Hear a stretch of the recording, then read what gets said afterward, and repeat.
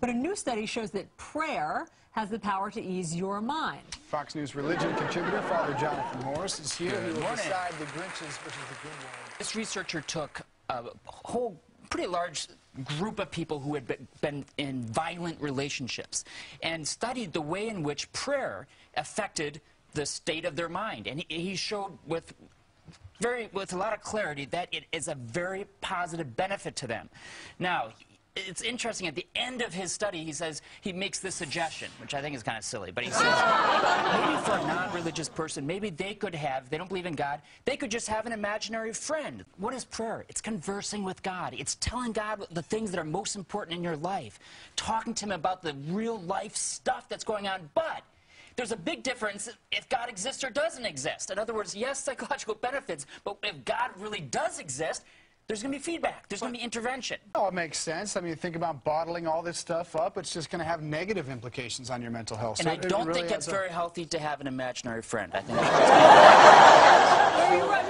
are you being serious? Well, if you have an imaginary friend? All right, well, let's ask Father. Yeah, he said she hasn't talked to me recently. But let's ask Father Jonathan Morris. He's here about what he thinks of that. Well, is that a scandal that he says that he got a message from God? Lots of people pray and decide on their direction. And then secondly, he went and made a mockery of the idea of getting guidance from God. And that's what's disconcerting about this. Let's get a little specific, because I hear from Christians sometimes who say, you know, I get a little, and this is Christians saying this to me, I get a little concerned when other people say that they're speaking to God, or God speaks through them. Pat Robertson has been hit for this a lot of times. Is there concern when someone says, you know what, God speaks to me, he doesn't speak to you? I can't just go and get direct messages from God and just act upon them without testing them, whether they're rational, secondly, getting guidance from other people you trust. And so if God created Adam and Eve and they had Cain and Abel, with who, that should be with whom, exactly did Cain and Abel create children with? In other words, how did Adam and Eve's kids have kids? Whoa. I didn't get it. How did Adam and Eve have kids? No, how did their kids have? If they had Cain and Abel, right, and no girls. Okay. You know what? That's a good question. It's a great question.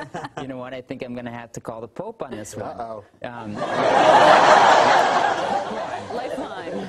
You know, there's a Hey Father, what did Greg promise you this time? If it was a copy of his book, burn it. It's already a waste of paper. Anyway, I have doubts about Christianity because of the idea of sacrifice at Christ's crucifixion.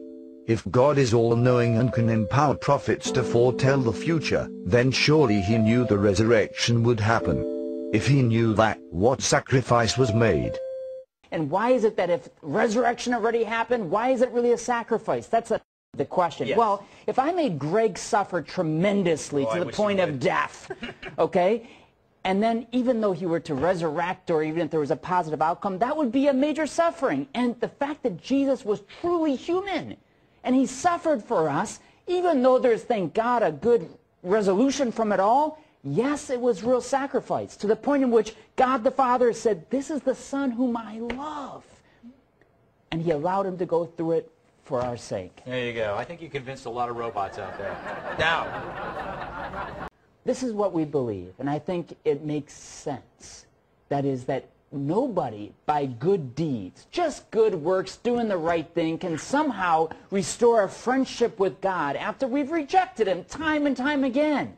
It's not just good deeds. It's a question of a relationship of love and of God saying, even though you don't deserve it, I'm with you. I'm by your side. Relax. Trust me, I'm your father. I got 30 seconds here. I want to here's a viewer. Chris from Harrisburg writes, show that you're impressed. Come on. I'm very impressed. In time. I got my earphone.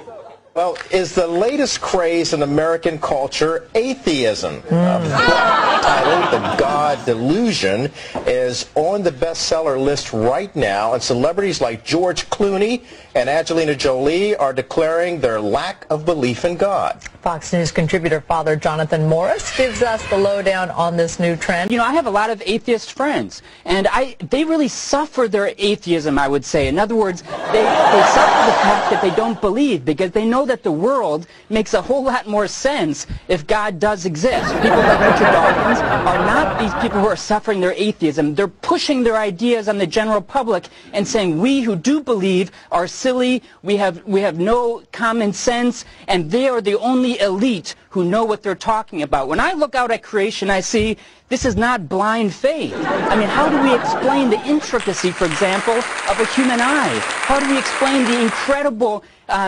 incredible geological reality out there? Yeah, and especially the birth of a child and that whole miracle of pregnancy, that'll change a lot of people's minds. Atheists, and if they're talking about science, need to talk about it from a scientific point of view and not go beyond that and say, because I can't prove God as if I should be able to see him in a microscope or in a telescope, then he doesn't exist. That's going beyond science. That's bad science, and we need to hold them to their specific field.